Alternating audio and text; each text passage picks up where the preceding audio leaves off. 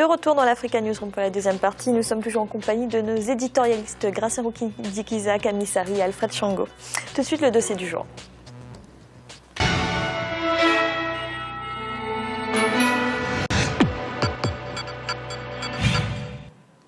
L'Organisation internationale de la francophonie compte aujourd'hui 57 pays, dont 30 sont africains. De même, 96 sur les 220 millions de locuteurs francophones dans le monde vivent sur le continent. Alors, quel est aujourd'hui le rôle de l'Afrique dans l'espace francophone? Un reportage de notre correspondant en Mauritanie, Franck Noudofinin, et de notre correspondant au Sénégal, El Hadjaï.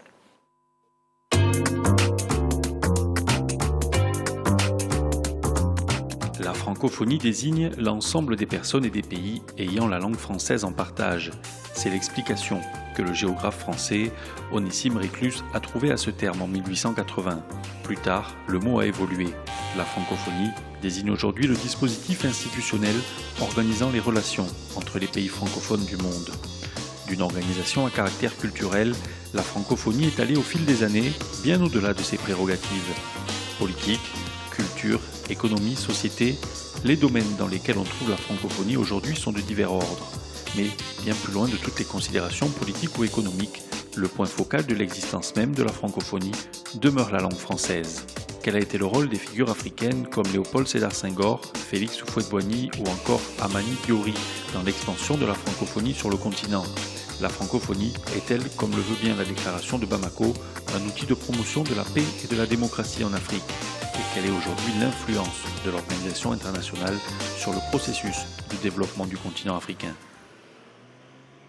Sénégal, Canada, Belgique, Haïti, le Laos ou encore la Nouvelle-Calédonie, ils sont au total 77 pays membres ou observateurs de l'Organisation internationale de la francophonie et on les retrouve partout sur les 5 continents. 57 États et gouvernements, membres à part entière, 20 États observateurs et 3 États associés. La francophonie joue comme marqueur socio-historique à 3 niveaux. D'abord en tant que langue internationale, ensuite en tant qu'esprit de droits de l'homme, de démocratie et de liberté, et enfin en tant que partenariat de coopération entre les pays membres. Mais l'évolution s'est faite lentement. D'une institution purement francophone linguistique, on en est arrivé maintenant à une institution démocratique, une institution de partage, une institution de dialogue, une institution de partenariat. Et je crois que c'est positif. Cette francophonie-là n'est pas une stratégie de contrôle, ni une astuce pour empêcher le développement des langues nationales. Et la grande précaution universelle de Senghor et des autres connus, c'est la négritude. Les principales figures africaines de la francophonie sont Léopold Sédar Senghor du Sénégal, Félix Houphouët-Boigny de la Côte d'Ivoire, Hamani Diori du Niger ou encore Habib Bourguiba de la Tunisie. Tous d'anciens chefs d'État, mais également des défenseurs de l'idéologie francophone auprès de leurs concitoyens. Il y a une nuance aussi entre les différentes personnalités. Chacun d'eux a une attitude particulière à l'égard de la francophonie qui n'a pas forcément l'autre. Pour le président Senghor, c'est d'abord le poète, c'est le francophone réellement âme et corps. Pour le président Houphouët, je crois que c'est plus économique que politique.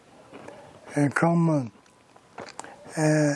pour le président Bourguiba et Hamani Diori, qui sont, ne l'oublions pas, qui viennent d'une autre civilisation aussi, c'est un peu une acceptation du métissage et je crois que le rôle a permis de dépasser un peu les susceptibilités qui pouvaient entraver la participation de tous à l'idée de la francophonie. Le dernier rapport publié en 2010 par l'Observatoire de la langue française estime à 220 millions le nombre de locuteurs du français répartis sur les 5 continents. L'espace linguistique que représente aujourd'hui la francophonie semble, à n'en point douter, propice à des échanges mutuels sur tous les plans de la vie sociopolitique mondiale. La francophonie, comme je vous l'ai dit, est un partage beaucoup plus africain aujourd'hui qu'européen, parce qu'il y a plus de pays africains francophones que de pays européens, à part la France, la Belgique. On n'a pas de pays francophones. Bien entendu, il y a le Canada, qui est un pays francophone, partie du Canada. Donc la francophonie, c'est beaucoup plus africain qu'autre chose. Donc le français est une langue de partage, aujourd'hui qui n'appartient plus aux Français, parce qu'il y a plus d'Africains qui parlent français que de Français qui parlent français. Plusieurs initiatives ont permis à la francophonie de prendre véritablement ses marques sur le continent africain. La création d'agences universitaires dans la plupart des pays membres, de la chaîne de télévision TV5 qui a aujourd'hui plusieurs déclinaisons en Afrique, l'Association internationale des maires francophones ou encore l'Université Senghor d'Alexandrie en Égypte qui offre chaque année plusieurs centaines de bourses à des étudiants africains. Voilà autant d'initiatives susceptibles de confirmer la présence de la francophonie sur le continent. Avant, il y avait une domination coloniale ou colonialiste. Maintenant, il y a un échange, il y a un partage. Il y a des dons réciproques. Il y a le donner et le recevoir, comme disait le président Senghor. Et je pense pour ma part que cela va se renforcer. Mais à condition qu'il y ait un assouplissement des visas à l'entrée de la France pour les étudiants qui veulent étudier, et aussi qu'il y ait un échange, que des cadres africains puissent s'installer en France et que des cadres français puissent s'installer en Afrique. Sur les 57 États et gouvernements membres de l'Organisation internationale de la francophonie, 30 sont africains. Mais si la contribution financière de l'Afrique à la vie de l'organisation reste encore très faible, il est aisé de constater qu'en termes numériques, la présence du continent africain est très forte. Forte présence qui malheureusement ne profite pas aux Africains quand il s'agit de la libre circulation entre pays francophones d'Afrique et du monde. Je pense qu'il faudrait changer de paradigme. Il faut que la francophonie ne soit pas simplement un lien linguistique et culturel. Il faut que cette francophonie économique devienne une réalité.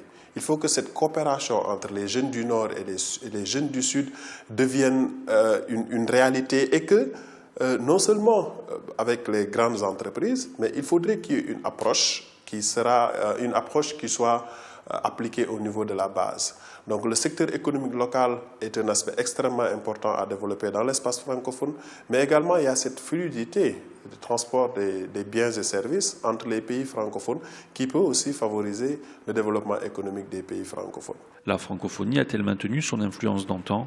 Beaucoup d'observateurs estiment que cette influence aurait considérablement perdu de son poids, surtout sur le continent africain. C'est la langue anglaise qui domine le monde aujourd'hui, que nous l'acceptions ou pas. Et je crois que pour que la francophonie soit vraiment quelque chose qui puisse continuer, parce qu'elle est sentimentale, il faut que, pour les étudiants africains, que les universités françaises s'ouvrent un peu et que les campagnes contre nous, en tant qu'Africains, cessent aussi. Mais ça, évidemment, ça ne dépend pas du pouvoir public français, mais l'opinion publique oublie que, depuis toujours, nous avons joué un rôle très important dans la consolidation des prestiges de la France à travers le monde. Au-delà du lien historique de l'Afrique à la France, la francophonie est aujourd'hui devenue sur le continent africain une entité politique et un instrument diplomatique entre les pays membres. Mais elle a perdu de son influence pour beaucoup d'observateurs. L'un des objectifs que s'est assigné l'Organisation internationale de la francophonie à sa création est de contribuer à améliorer le niveau de vie des populations des pays membres. Beaucoup estiment que face à cet objectif précis, les résultats sont mitigés. La promotion de la langue française comme vecteur de cohésion et de développement des nations est une réalité indéniable.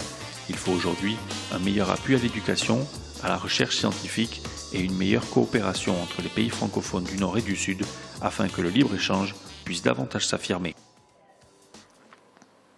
Gratien, la place de l'Afrique dans la francophonie, c'est une place centrale aujourd'hui? Une place centrale, tout dépend déjà. Il y a pas mal de pays francophones, il y a d'autres pays qui ne sont pas francophones, mais les pays africains francophones qui sont dans la francophonie, on a l'impression que ces pays se trouvent plutôt dans un cadre plus politique qu'économique. Économiquement, ces pays n'ont pas pu bénéficier de cette francophonie. Culturellement, oui, on peut dire qu'il y a eu des évolutions, quoique dans plusieurs pays, par exemple, le vecteur de cette culture francophone, c'était surtout les centres culturels français. Aujourd'hui, il n'y en a pas beaucoup plus qu'avant, qui se développent pas beaucoup. Et on voit bien que le français, même la France, qui est le pays de français, commence aussi à développer l'anglais dans plusieurs. Même pour chercher du travail, on vous demande de parler anglais. Ce qui fait que finalement, on se dit, les Français, eux aussi, ils commencent à entrer dans le monde des Anglais. Est-ce que nous, les Africains, on va rester dans la francophonie en tant qu'organe, organisation, mais en même temps, on peut regarder vers d'autres pays, notamment comme certains pays qui regardent vers les pays de la Commonwealth. Camille, vous êtes d'accord avec cet avis de Gratien ? Enfin, je vais compléter. Il faut vraiment il faut pas qu'on ait une vision. Je dis pas que Gratien l'est, mais dans les débats qui sont maintenant, ils sont pas seulement en Afrique subsaharienne, ils sont très brûlants au niveau de l'Afrique du Nord. Et tout récemment, il y a un ministre marocain qui a dit pourquoi ne pas remplacer le français par l'anglais, etc. Il y a un débat. Moi, je pense qu'il ne faut pas être dogmatique là-dessus, il faut être très pragmatique. C'est-à-dire, il faut prendre ce qui est utile. Ce qui est utile, évidemment, chacun a sa langue maternelle, chacun aimerait, moi-même j'ai appris, comme nous tous, à partir de sa langue maternelle. Mais le français, comme l'anglais, ce sont des langues en plus. Ça a beaucoup d'avantages de pratiquer une deuxième et une troisième langue. Au niveau de l'Afrique, oui, je parle justement de l'avenir de l'Afrique. Nous sommes donc demandeurs d'une intégration régionale, d'échanges sud-sud, de plus de relations économiques, d'investissement, de circulation des femmes et des hommes. Le meilleur outil, c'est quand même la langue. C'est plus facile pour moi, peut-être pour mes collègues, d'aller en Côte d'Ivoire, d'aller dans les pays francophones, c'est plus facile. Il faudrait même qu'on enseigne obligatoirement l'anglais et le français, parce qu'il y a aussi les États anglophones, pour favoriser les échanges, Et puis, il faut vraiment, malheureusement, dans nos langues, certaines de nos langues, il n'y a pas beaucoup de manuels scientifiques. On l'a vu, et tout le monde met un constat d'échec par rapport à l'arabisation. Maintenant, il n'y a même plus de débat là-dessus. Dans toute l'Afrique du Nord, l'arabisation a appauvri l'apport scientifique. Donc, c'est une chance d'avoir une deuxième, une troisième langue. La preuve, c'est que nous sommes, si ici nous sommes tous les quatre en train de parler une langue, c'est que vraiment, nous l'avons apprise et c'est un plus. Mais ça n'empêche pas de parler d'autres langues. Par rapport au centre culturel, moi je dis qu'il faut les renforcer. Quelqu'un comme moi, d'une famille modeste, j'ai appris énormément. Le centre culturel de Casablanca, ça a été on avait tous les jours, gratuitement, on avait des livres.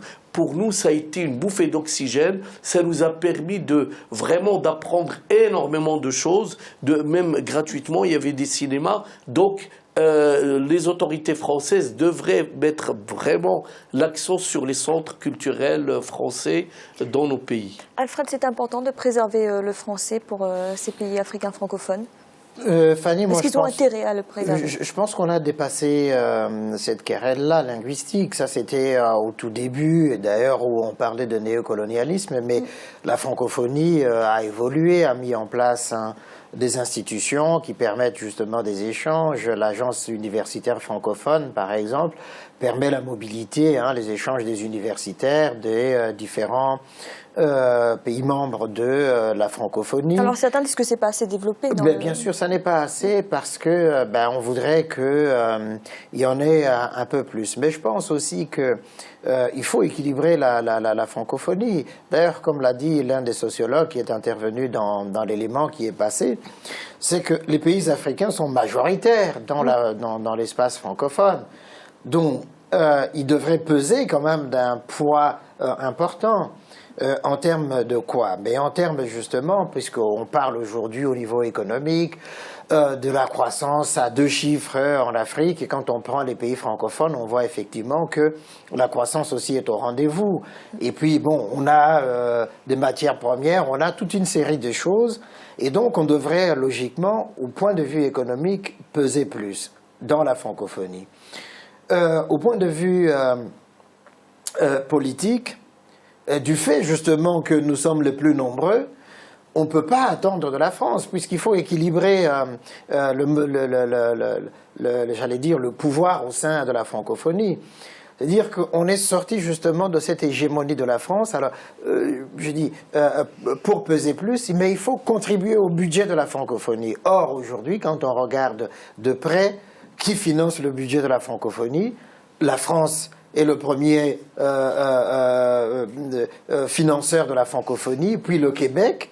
Et ensuite, vous prendrez des petits pays comme la Belgique, un tout petit peu la Suisse. Mais l'Afrique, quand on regarde la quote-part de l'Afrique dans le budget de la francophonie, mais c'est rikiki, c'est infinitésimal. Donc, si on veut peser, il faut qu'en fonction justement de notre poids économique aujourd'hui, de ce que l'Afrique représente réellement aujourd'hui dans le monde aujourd'hui, qu'au budget de la francophonie, on puisse participer de manière conséquente pour aller au-delà de la question linguistique ou simplement politique, pour aller vers plus la mise en place de cet espace économique, de cet espace juridique, de cet espace, etc. Gratien, vous êtes d'accord avec Alfred, il faudrait peser plus dans le budget pour pouvoir avoir plus de poids dans l'organisation?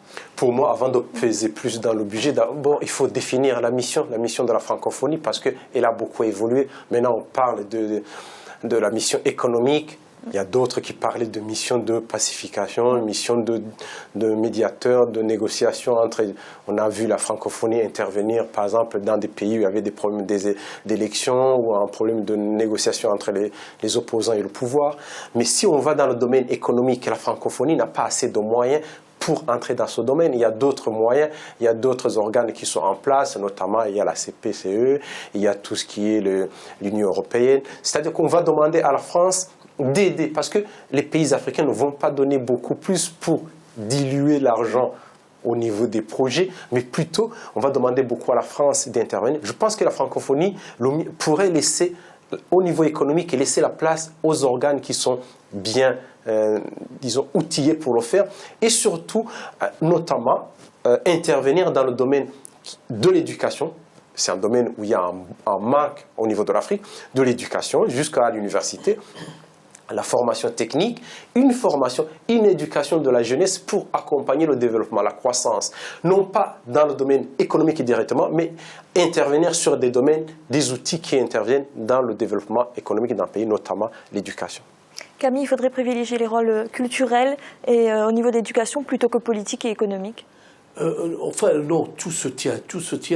Ça, nous-mêmes, nous avons essayé de le faire quand nous avons voyagé dans beaucoup de pays. Nous avons essayé, par exemple, de créer des librairies françaises dans beaucoup de pays. Et c'était avec des hommes d'affaires, avec du sponsoring. L'objectif, c'est de collecter des livres qui ont une valeur, c'est-à-dire qui sont pratiquement neufs, et de les collecter et puis de trouver des transporteurs, de les implanter. Et je pense qu'il faut là-dessus, il faut vraiment faire attention au niveau des responsables de la francophonie, de ne pas privilégier les actions d'élite qui concernent peut-être des actions artistiques de prestige qui vont concerner quelques centaines et de milliers, mais de viser la masse des enfants qui ont besoin d'ouvrages, de manuels. Là, c'est l'apport considérable et ça, c'est tout à fait possible. On a beaucoup de manuels qui sont jetés, qu'on trouve même dans les brocantes, etc. Alors ça, c'est au niveau de l'éducation, mais est-ce que la francophonie peut aussi assurer des rôles économiques et politiques? Mais, bien entendu, je vais vous donner un exemple, Fanny, que j'ai bien connu. 80% des achats des sociétés algériennes, petites et moyennes, s'adressaient à des sociétés françaises ou francophones. Pourquoi? Parce que c'est plus facile de communiquer en français. Un petit patron d'une société, n'importe quelle société, il peut prendre son téléphone, il appelle, parce qu'au niveau du standard, on parle français. Et c'est important. Et il y a beaucoup qui n'ont pas, qui pouvaient s'adresser à des sociétés allemandes, mais on va leur raccrocher au nez parce que la standardiste ne parle pas un mot du français. Ça, c'est un exemple et on le retrouve partout. Moi, je dis à des responsables, même d'Afrique du Nord, je ne vais pas nommer, je nomme que personne, parce qu'il y a beaucoup de déclarations maintenant un petit peu à côté de la plaque. Je leur dis, si vous voulez développer des relations nord-sud, enfin sud-sud plutôt, Nord-Afrique et Sud-Afrique, enfin Afrique subsaharienne, il faut garder le français et l'anglais ici avec les pays anglophones. Donc c'est un bon véhicule. Et sur le plan économique, c'est le meilleur moyen d'intensifier les échanges. C'est pour ça que la francophonie doit servir aussi au développement économique et à la création d'emplois. Alfred, un tout dernier mot sur la politique. Comment ça se fait que pour l'instant la francophonie n'arrive pas à assurer cette mission politique? Alors c'est très compliqué pour la francophonie, c'est-à-dire qu'il faut remonter à la création pratiquement. On a longtemps considéré la francophonie comme un espace du néo-impérialisme français, du néocolonialisme français. Il a fallu se défaire de tout cela dans le temps. Et donc, du coup, quand des crises se sont arrivées en Afrique, le problème a été de se dire quel va être le rôle justement de la francophonie. Quand on regarde tous les pays membres de la francophonie, on se dit il y a une crise qui éclate par exemple en RD Congo. Quel type d'intervention? Est-ce qu'on ne va pas retomber encore dans cette idée de la France-Afrique? C'est la France qui intervient encore. On le voit en Centrafrique, finalement, malheureusement. Cette Afrique francophone n'a pas été capable justement de mobiliser des moyens conséquents pour stopper la guerre. Donc, il y a cette difficulté très rapidement, qui est là. Alfred. Merci. Et tout de suite, un rappel des titres qui ont été développés en début d'émission. Au Nigeria, le cessez-le-feu avec Boko Haram annoncé par les autorités ce vendredi est depuis sérieusement mis en doute. Plusieurs attaques meurtrières auraient en effet eu lieu ces 2 derniers jours par de présumés combattants dans le nord du pays. Des violences qui ne rassurent pas la population. Et moins d'une semaine avant les élections législatives en Tunisie, le scrutin aura lieu ce dimanche 26 octobre. Dernière ligne droite donc pour les partis et candidats qui évoquent déjà pour certains la possibilité d'alliance. Nous allons marquer une nouvelle pause dans un instant, la 3e partie de l'Africa Newsroom. À tout de suite.